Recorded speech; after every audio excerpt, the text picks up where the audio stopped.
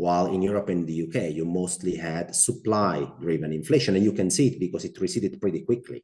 If you look at core inflation underlying in Europe or in Switzerland, it's already running below 2%, the underlying core inflation on a 3-month or a 6-month annualized basis, because demand isn't there to boost it. And in the US, fiscal is making sure that demand is very well there to boost and make inflation pretty sticky. Was there another question here? Yes. Oh, yeah. Reverse was a little bit general, but obviously tech is historically deflationary, and we're chatting earlier about AI rolling in and efficiencies you can bring to different sectors and everything from logistics to biotech to what have you. How much do you think that's going to affect going forward? Because that's more of a, forgive me for saying, a developed world product and usage than emerging at the moment. How much do you think that's is going to help affect this versus prior cycles? I think the AI trend is quite relevant. I think it's going to take minimum 10 years to see the impact, though, or let's say to see a more broad impact of AI. And let me bring you an example. When we had, let's say, the move from a very industrialized economy to a more tech-driven economy, back in the 1970s, it took, I think, 10 employees to the standard US company to make $1 million of sales, inflation adjusted. And then 25 years later, or in the early 2000s, it took 4 employees to make the same $1 million. So the technological change was there, but to make a big impact when it comes to productivity growth and wage growth and disinflation, it actually took a few decades. And so when you think about AI, I think today we move much, much faster than that. And the rate of change of technological change is much, much higher, but still it's going to take a bit, I think 5 to 10 years to see the full impact. Nevertheless, once you start seeing that, I think the first wave is going to be quite interesting because it clearly increases productivity, and it's also applicable to many, many sectors today. So that means the broad productivity impact on the economy can be larger. And it's a force to reckon, I would say, from a macro perspective. The only thing is the horizon. So if your investment horizon is 5 to 10 years, I think you can play a bunch of themes that will make your portfolio more prepared towards that outcome.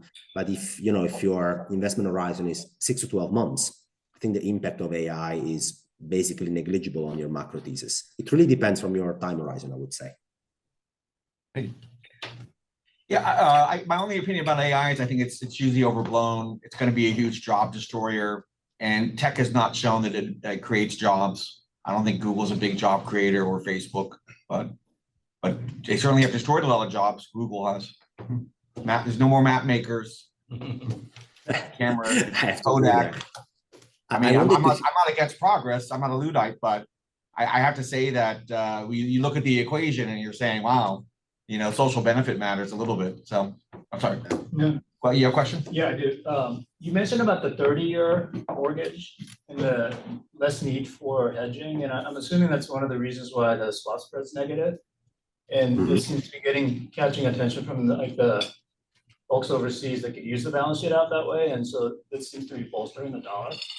Do you have a view? And I don't know if this makes sense. May I know what your view is on long-term outlook for a current account for the US?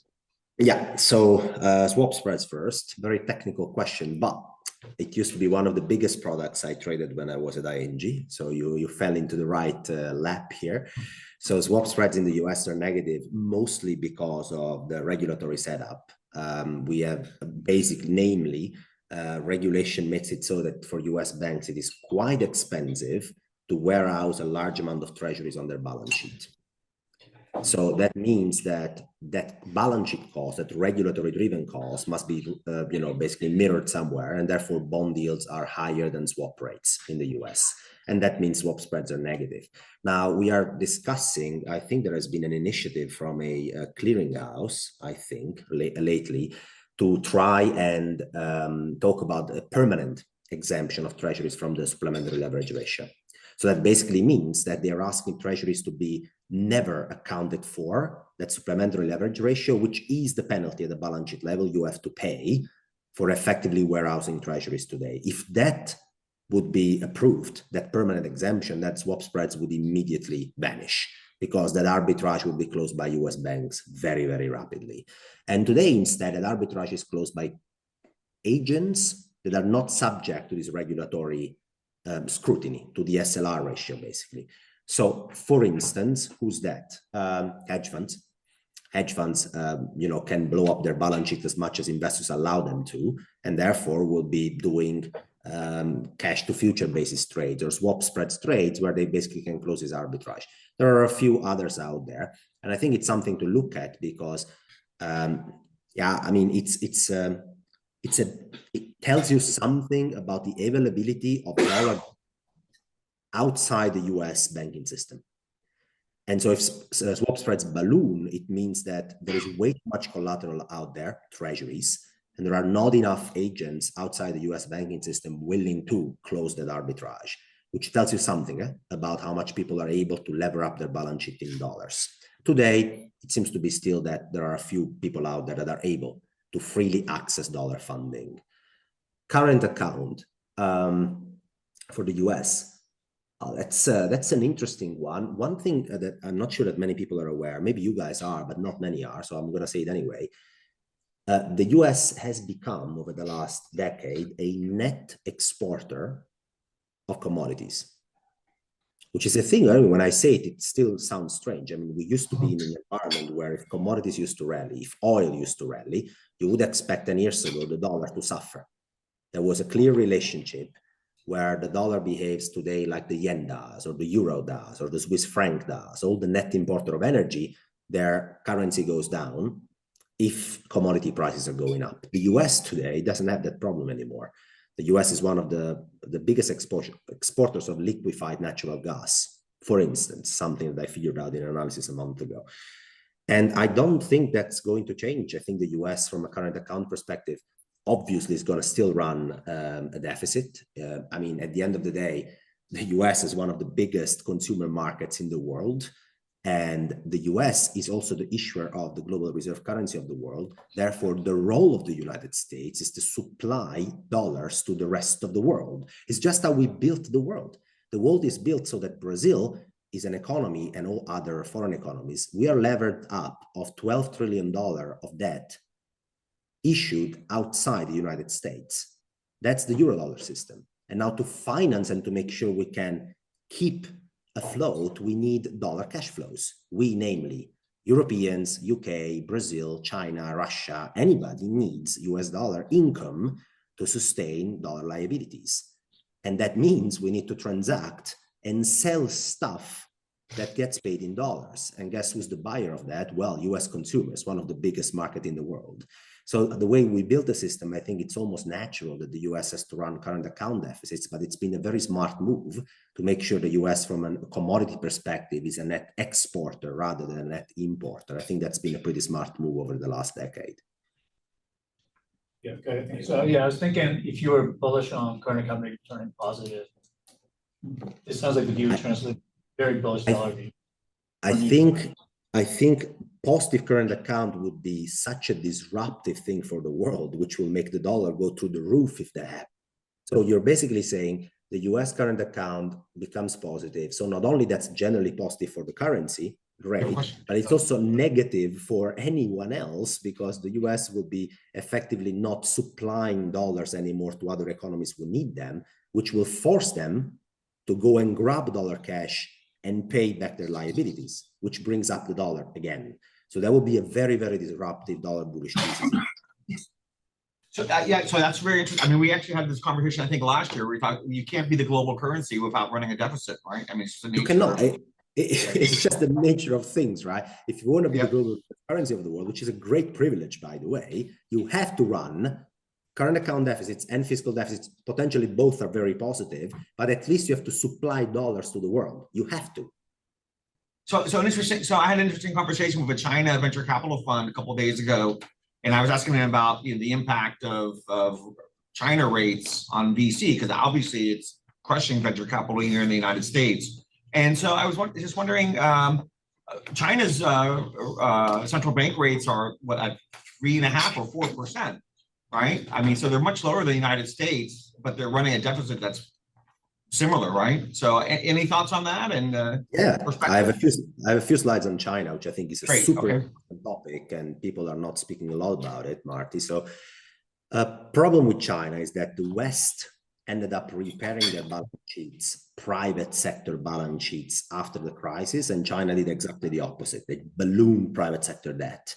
So you can see in this chart, US private sector debt as a percentage of GDP, you can see as it's basically the same level that it was in 2011-12. So over the last 10 years plus, the US private sector has not become more leveraged.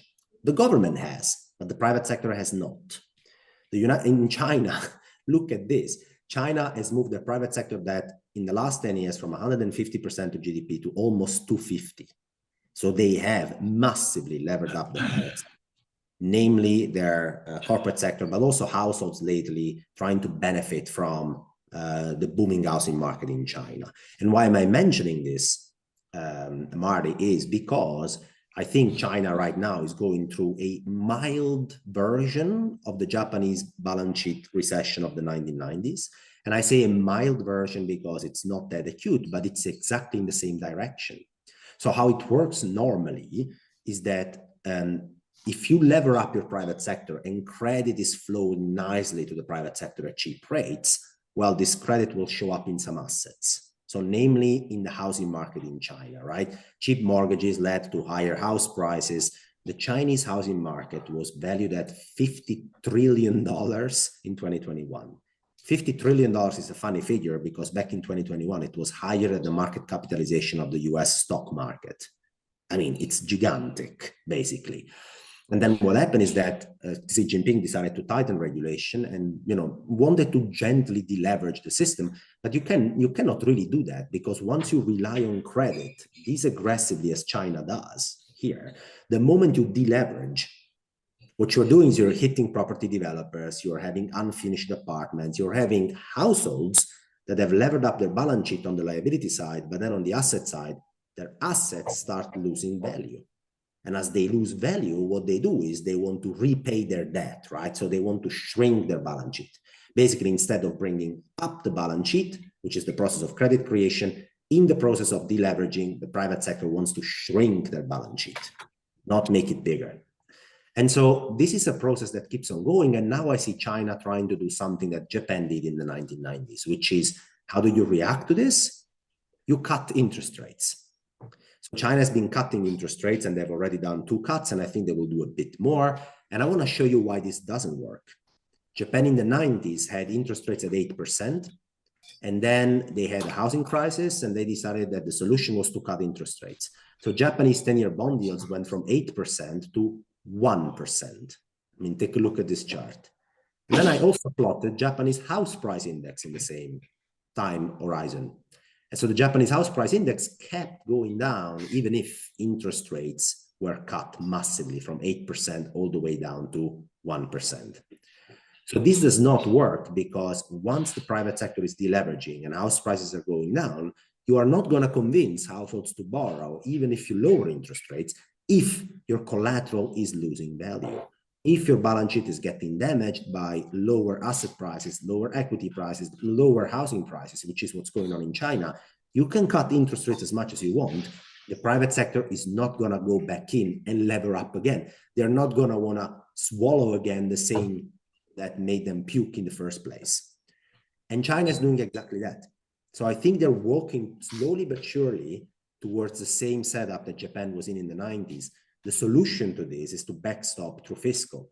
So that will be a smart use of fiscal. You're deleveraging the private sector, and to avoid a disaster, fiscal comes in to backstop it, right? If you cut interest rates, you're not going to solve the problem. The only thing you're going to do is you're going to pressure the currency. You're going to have the renminbi under pressure at some point, and I'm not sure they can manage it forever. So, but I mean, isn't there a big difference between the Chinese currency and the yen, which is that the yen floats? Correct. And the Chinese currency is pegged to the dollar? Correct. So what's happening how are you right able now, to do that? Yeah, so they are able to resist way longer than Japan did. Namely, Japan wants to free float their currency. They also have a large amount of reserves, so they could stop people selling the yen whenever they want by selling dollars openly in the market. China is trying to hard peg the renminbi. Now, if they don't come in with a structural solution, though, Marty, at some point you might wonder whether they have to choose. between depleting their reserves rapidly, because to defend the value of the renminbi in such a situation, you have to sell your reserves aggressively. You have to sell dollar every day. And if this continues for a while, at some point they'll face a problem. The problem is, do I want to deplete down all my reserves, or do I want my currency to take the hit? Or do I want to solve the solution structurally by intervening with fiscal? Right now, they're choosing to deplete their reserves slowly but surely, defend the currency, and not fix the solution with fiscal. So what happens? The economy weakens slowly but surely. And the problem with China is that China has a lot of interconnections globally, not in capital markets, because they have capital controls. Foreign investments in China are very small, but the release valves here will be other countries that depend from Chinese demand. So one of my theses lately, which is now starting to work pretty well, is that the Brazilian real, for example, would weaken. Brazil is a country that is very dependent on Chinese foreign direct demand. And, you know, this demand will slow down if the Chinese economy keeps slowing down because of this deleveraging process, which is not managed properly. Another country is Australia. Canada is also dependent from Chinese demand. So there are a few idiosyncrasies happening in the world where I think there will be opportunities over the next 3 to 5 years to take advantage of the much, much higher macro volatility that is out there compared to a few years ago. It's much more fun now. Great. You've got about 10 more minutes. Do you want to keep on going and then wrap up and tell us about your fund and what your strategy is and what's the capacity and things like that? Sure. So these were the main topics. So I'm gonna just take the opportunity here to present the macro fund. It's gonna take me a few more minutes, nothing special in terms of time. So I'm launching my macro fund. It's being set up as we speak. There are already about $60 million of commitments into the fund. This is coming from my network that I've built through sharing my research and my macro framework over the years. This is a global macro fund. So namely, I won't be offering you correlated returns to the stock market. That's not what a macro fund does. My macro fund will be targeting a 10% return with a 10% volatility, uncorrelated to stock markets. And it will do so by trying to exploit macroeconomic trends or macroeconomic idiosyncrasies between countries. We talked about Brazil, we talked about China, we talked about Canada. There are different economies that are at different stages and their private sector is equipped in a different way to handle or not handle the pressure of higher interest rates. So all of this generates opportunities that are highly uncorrelated to standard equity markets and offer a stream of returns that is very different and very, very correlated to macro volatility. So the fund is there to exploit what I think will be a decade of very, very high macro volatility and generate a set of returns that is basically like a trend, but it does very well when macro volatility picks up, exploiting these idiosyncratic opportunities. And last thing to say is obviously this $60 million has come in at preferential terms. These are early investors. The fund launches in Q4. So I'm in this early interest phase of the fund. And, if you are interested in having a chat about it, seeing the investor deck and all the material, you can see here, there is the email mentioned on the screen. Just shoot me an email. And in your prior role, you were the CIO, and how much did you manage there?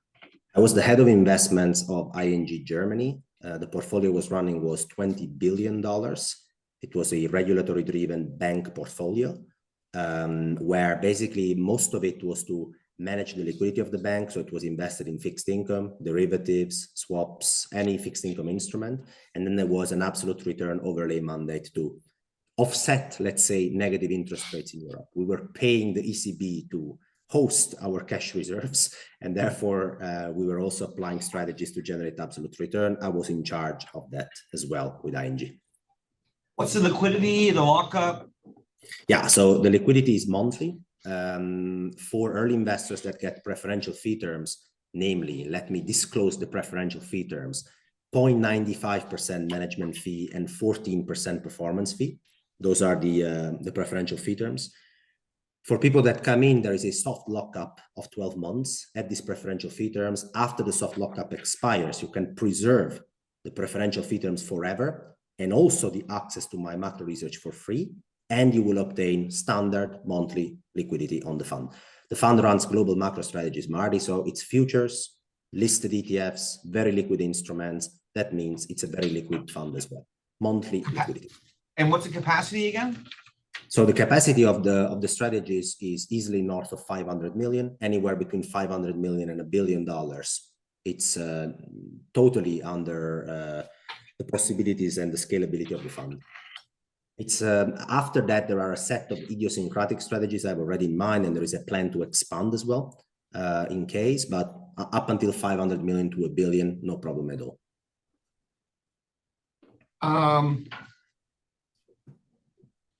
We always, another question, separately managed accounts, SMAs? Yeah, can do that. No problem. Can do that. Of course. Minimum size? Yeah, minimum size for that is $25 million.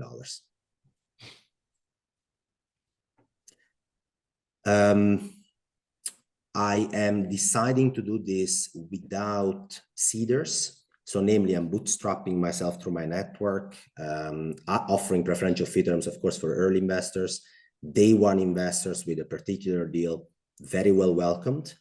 Anyone else that wants to jump in on preferential fee terms as a standard investor LP, very, very happy to share the information and answer all your questions. Fantastic, great. So I just have a couple of parting questions, not having to do with the fund. Maybe we can take 2 or 3 minutes, but just your perspective on the European outlook. And if you were investing in Europe, where would you invest today? I would not. No, just kidding. I mean, every European is always very bearish on Europe. I don't know why. But look, I mean, yeah, there is something I would be investing in Europe right now, which is certain pockets of fixed income. I think the European Central Bank is no way nearly equipped as much as the Federal Reserve to keep interest rates as high as they're telling us they will. I think the European economy has not changed for the better after the pandemic. I think a few weaknesses have actually emerged. There is nothing going on the fiscal union, on the banking union that will change the perspective. So when you're offered the risk-free rates in Europe almost at 3%, I think they're looking pretty good. But again, there are much more exciting things going on than European fixed income at 3% right now.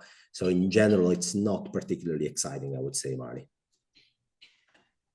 Any other questions here? This is really fantastic, Alfonso, and we're going to take your information. When is the next time you're in the United States? You say you're going to come here in June?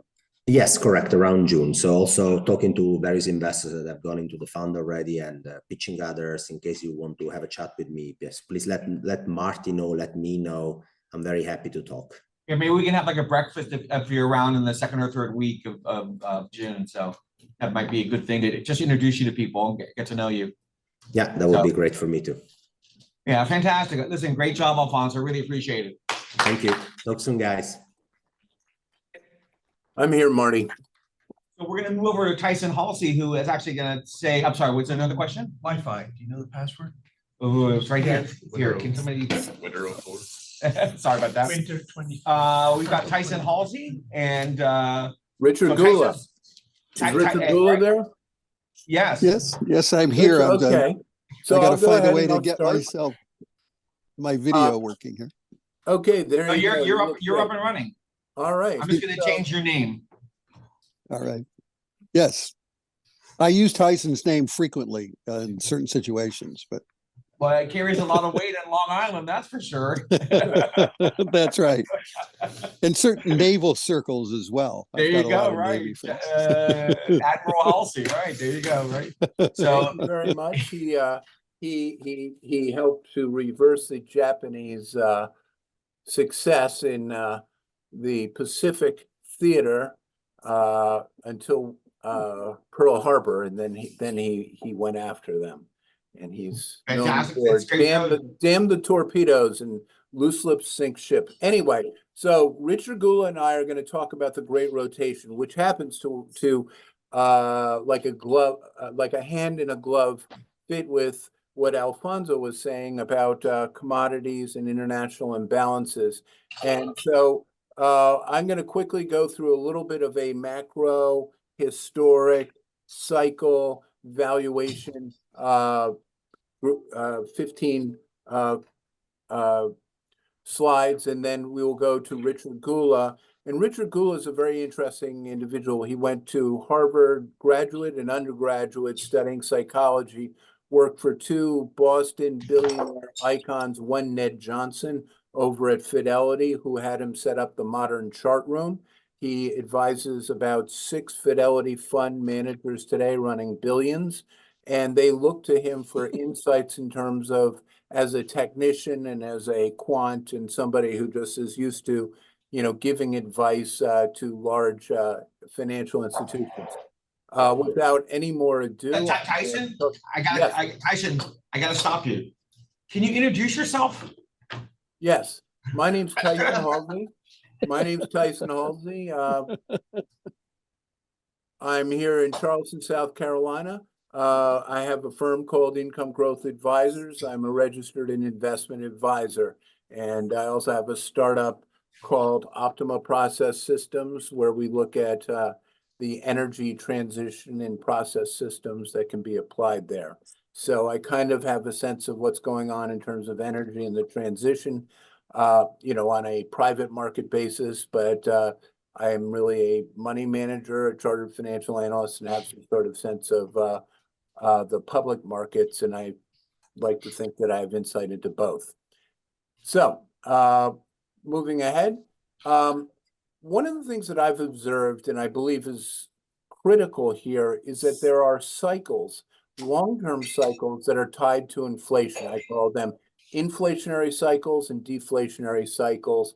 And we certainly know the 1970s as an inflationary cycle, but also the period from 1999 till 2000, you actually had oil make a big move and gold make a big move. And it's my contention that we are entering another phase of an inflationary cycle. During deflationary cycles, the stock market does great, bonds do great, and real estate also does great. And we are coming out of that. And for the next decade, I actually think that we'll see actually better performance in terms of the commodities, and being in money markets makes sense. So what seems to be impacting the market right now is inflation, and inflation hurts. And I think that we've seen the Fed already be wrong in terms of transitory inflation. And I think they're wrong again in terms of 2% inflation. And I think what students of economic history have to worry about is the 1970s, where I believe his name was Burns, who ran the Fed. They thought they licked inflation, and then they started easing, and suddenly inflation took off. And that is the nightmare scenario that could play out here. Because if we all recall, in the beginning of the year, everyone's saying, oh, the Fed's going to cut interest rates 7 times. And lo and behold, we're seeing stronger inflation and better economic data, which is saying, no, actually, the Fed won't happen. I don't know what's going to happen in the future, but the fact of the matter is, the CPI, as shown here, got up to 9, starting at 1.4, and then pulled all the way back to 3%. And everyone said, oh, now it's going to go to 2% and everything's going to go back to normal. I've questioned that. It's not happening. And the question is, what's going to happen going forward? One way to look at the market is, I think, the Fed model, or known as the risk premium model. And what that does is, it's nice because it compares interest rates to the cash flow of the S&P 500. And basically where we are right now is the risk premium is 0.38%. Last time we were there was actually in 2002, in June of 2002. Stocks have done great, but what you're really comparing is the earnings yield of the S&P 500 versus the 10-year Treasury. And on this bottom chart, you see the earnings yield is slowly moving down, but the real risk is that actually the competition of the 10-year Treasury is looking more and more attractive. Now, we all recall the bubble in 2000, and at that point, the 10-year Treasury was yielding much more than the earnings yield of the S&P 500, and that led to a 50% decline in the S&P and 83% decline in the NASDAQ. Moving right ahead. Another example, what I've noticed is all these inflationary cycles follow bubbles in the stock market. Now, one, Tyson, Tyson, can I ask you a question? Is there a Please. slideshow? are you not seeing it? No, you need to do a share screen. Ah, all this genius is just lost here. Let me, hold on a second. I'm so sorry. You gotta use AI. That's what I hear. What's it? There we go. Hold on a second. How embarrassing. Sorry, folks. I do know how to share screen. I can.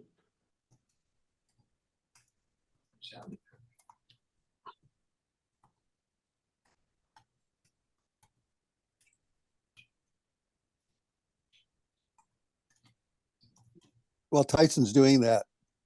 Go If you ahead, own please. Poland and Peru, a copper ETF and a gold ETF, and you're out of technology and consumer discretionary, this is a bull market today. It's a very cruel market.